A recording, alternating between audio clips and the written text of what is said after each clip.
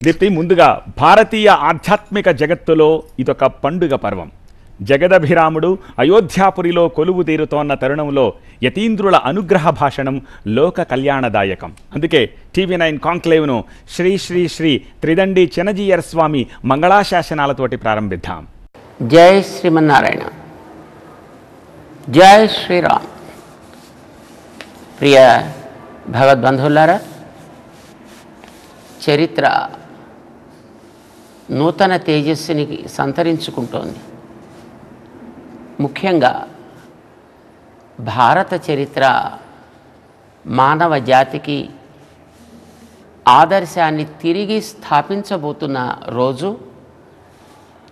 ఈ జనవరి నెలలో 22వ తారీఖు. ఆ రామచంద్రుడు నివసించిన స్థానం సరయూ నదీ తీరము, అయోధ్య నగరము. అది స్ఫీతః అంటారు వాల్మీకి. చాలా అద్భుతమైనటువంటి, బాగా వ్యాపించి విస్తరించినటువంటి మహానగరం. ఆయన యొక్క పాలనలో ఎవ్వరికీ కొరతలు లేవు, ఎవ్వరికీ లోపం లేదు, ఎవ్వరికీ దుఃఖం లేదు. అందరూ ఆనందంతో పొంగి పొరలేటట్టు ఉండేటటువంటి రాజ్యం అది. అందుకే రాముడు ఉపాసించను అంటారు. ఉపాసించడం అంటే ఎవరిని గురించి తను ఒక పని చేస్తున్నాడో ఆ వ్యక్తి యొక్క తృప్తిలో ఎక్కడా లోపం కలగకుండా దానికి తగ్గట్టుగా తనని అమర్చుకోగలుగుట. ఉపాసన దేవతల కోసం చేస్తారు, దేవతల్ని తృప్తిపరచాలని చేస్తారు. ఎక్కడ లోటు వస్తుందో అని సంకోచంతో చేస్తారు. అయితే రాముడు సంకోచంతో కాదు, ప్రేమతో లోకానికి అలాంటి సేవల్ని అందించాడు. కనుకనే చరిత్ర ఆయనని మరిచిపోలేకపోతోంది, మరిచిపోకుండా ఉంటుంది కూడా ఇహ పైన. ఆ రాముడి యొక్క చరిత్ర 10 కాలాల పాటు పదిలంగా ఉండాలి.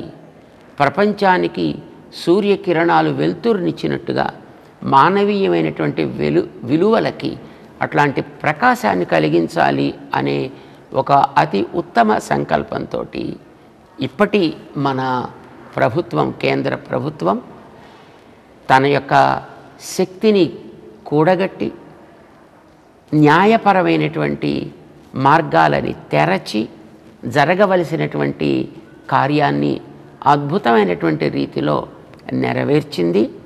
ప్రజలు అంగీకరించారు.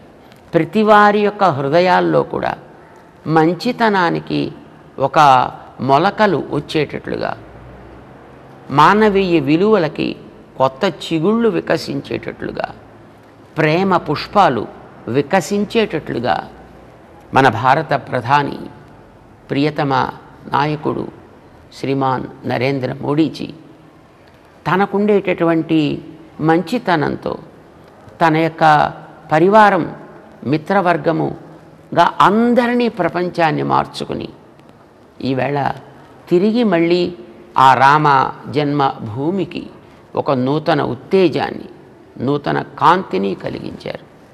ఇది ఎందరో మహానుభావులు గత 500 సంవత్సరాలుగా చేసినటువంటి ఒక నిరంతరమైనటువంటి త్యాగానికి ఉత్తమమైనటువంటి ఫలితమే. ప్రపంచానికి తిరిగి మళ్ళీ మానవత్వాన్ని చాటి చెప్పగలిగేటటువంటి ఒక కేంద్రంగా, ప్రపంచానికే ఒక ఉత్తమమైనటువంటి మూల స్థానంగా, ధర్మానికి, వైదికమైనటువంటి ఒక విలువలకి ఒక మూల కేంద్రంగా అయోధ్య మహానగరం ఏర్పడబోతోంది. భారతదేశం తన యొక్క విలువలతోటి ప్రపంచానికి మరింత మంచి కాంతివంతమైనటువంటి మార్గాన్ని చూపడంలో ఎప్పుడూ ముందు ఉండాలి. ప్రపంచానికి ఆది గురువుగా ఉండగలగాలి అని మేము భావిస్తూ మంగళాశాసనాలు చేస్తున్నాం. జై శ్రీమన్నారాయణ, జై శ్రీరామ్. బోల్ పవన్ సుత హనుమాన్ కీ జై. స్వామివారి అనుగ్రహ భాషణాలు కూడా మనం తీసుకున్నాం గనక ఇక కార్యక్రమంలోకి వెళ్దాము. ముందుగా